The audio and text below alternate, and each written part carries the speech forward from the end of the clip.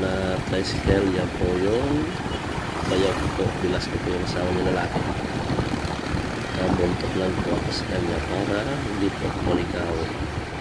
Kasi unang tayo ko pa lang dito sa La Union, sa Bawang La Union. Kaya samahan nyo kami maligo guys. Maliligo kami. Malinaw daw ang tubig doon. Okay, pasensya na kayo. Sa bukas pa lang may sipon po tayo ngayon. Kaya di tayo nakapag-enjoy sa lugar. Nang maayos kasi may sipon po tayo pa guys. Salamat.